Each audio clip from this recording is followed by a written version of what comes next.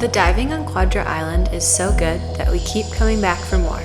We will be spending the next 3 days diving with Earl, owner and operator of Abyssal Diving. Morning!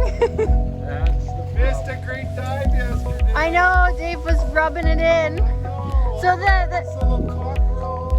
the expectation is set though that today's going to be even better because they've been fragging it up.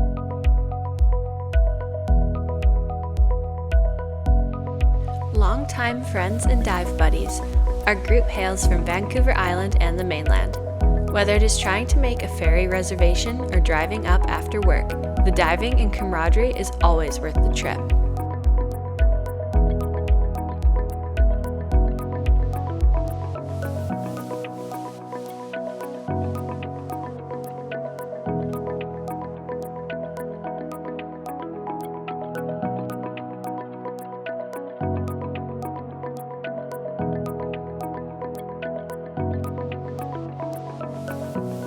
Okay, All of it's going in the the edit. fashion show. That is an awesome tube. Heroes. Wonderful tube.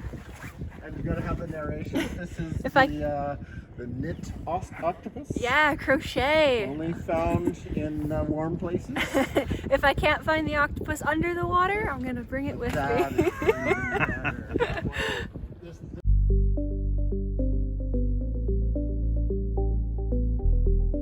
Maybe the toque was good luck, because we found a few octopus on our various dives.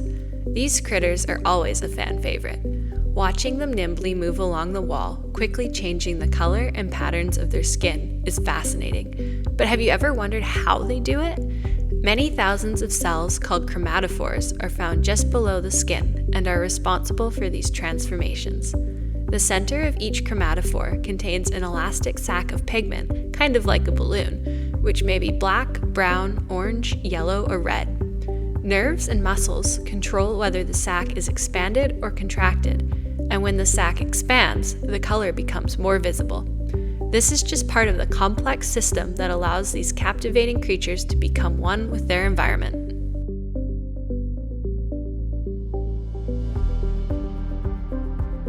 When you think of slugs, you may think of slimy, squishy critters that plague your garden. But sea slugs, or also known as nudibranchs, are a different story entirely. They come in all kinds of shapes, sizes, and colors. Interestingly, all nudibranchs are sea slugs, but not all sea slugs are nudibranchs. Kind of confusing, isn't it? Sea slugs are found in oceans across the world, and their appearance and behavior vary based on water temperature and food availability. Food sources are the key for finding nudibranchs.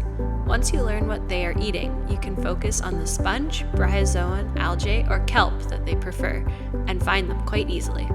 Kind of like me in the grocery store. Once you figure out that chips are my go-to snack, chances are pretty good that you will find me in that aisle.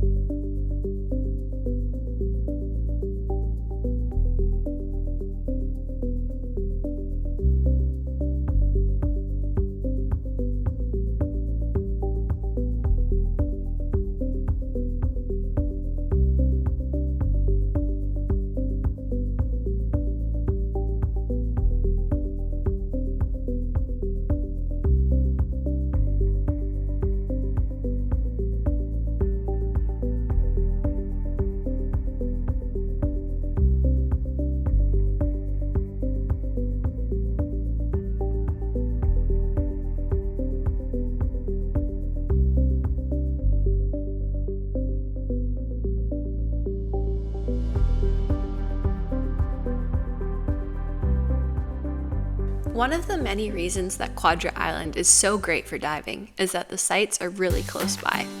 We stayed at the High Point Inn, which is a quick 5-minute walk from the dock, and Amy and the staff are great. In between dives, we can come back to the hotel and dry out any wet gear in the dry room, have a nap if needed, and download cameras. You do have to be careful if you decide to share anything on the TV, because you will be judged for if you're using a Mac or a PC. 40 minutes? And we're defaulting now to the cable? Also, a bottle, half a bottle of wine. There There's nothing better than getting together after the dive and having a barbecue or fish and chips. Oh, no. Oh no! Things have happened. Oh, sanitize it a bit. Yeah, we'll rescue the other. I mean, you don't know. Build a strong immune system. Here it's a 5-minute rule because only dirt is not germs. Whether you feel like eating in or going out, there are lots of options around.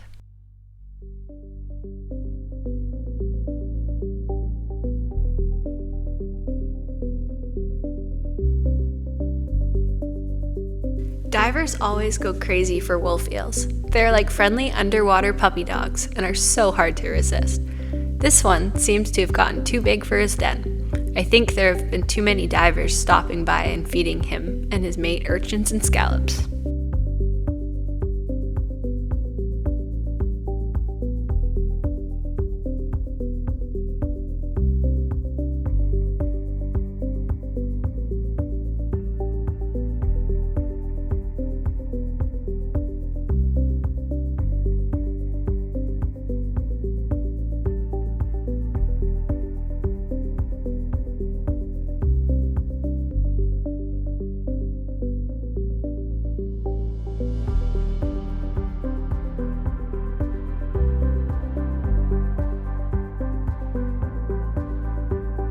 Underwater recreationalists have a love-hate relationship with sculpins. Photographers love the stunning colors and patterns that many species can have, and few groups of fish are more cooperative when it comes to posing for the camera. But many divers get frustrated when they try to put a name to the sculpins they encounter, as the very color variation that make them such a great subject can also create a lot of confusion. Some species do have fairly consistent color patterns that come in handy, while many others change to match their backgrounds or moods. We also found some easier to identify fish species, such as the lingcod, which is not a cod, painted greenling,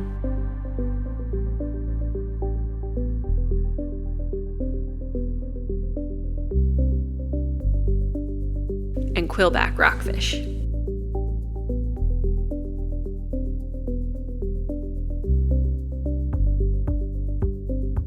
When you're swimming along the wall, quite often you see lots of fluffy things poking out of crevices in the rocks. These may belong to worms or sea cucumbers, or perhaps they are hydroids attached to the substrate. Swimming scallops also have sensory organs that wave in front of them with the water's current. If you see a rock that looks like it is moving, it might not be a rock at all. Decorator crabs are appropriately named. They camouflage themselves with algae, anemones, sponges, and bryozoans. Quite often when the crab molts, which means that it sheds its shell so that it can grow bigger, it will remove the decorations off the old shell and adorn its new shell with them. One of the largest crabs on the Pacific coast, Puget Sound king crabs are a beauty to behold. But they do not start off big. Young crabs are bright orange and look like they are wearing a small hat. As they grow, they develop spots of red, brown, orange, and purple on their shells. They migrate seasonally, often from deep water into the shallows to breed. As hermit crabs get bigger, they will pull themselves out of their shells and replace it with a bigger one that has much more room to grow. Despite their flower-like appearance, anemones are not plants. They're actually animals. Anemones have a flat upper surface with a central mouth surrounded by tentacles.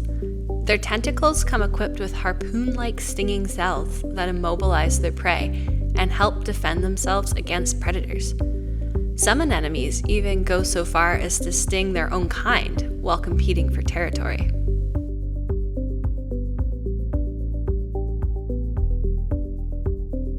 Sea stars have tiny tube feet on their underside, also known as the oral side because that is where their mouth is, that allow them to move along the seafloor using the power of suction. On top of the sea star is a small round hole called the madreporite. Water comes in through the madreporite and flows through a network of internal channels through through the arms that end at the feet. Within each arm, the tube feet use the pressure of the water to move over surfaces. Throughout the course of our dives, we saw lots of other invertebrates as well.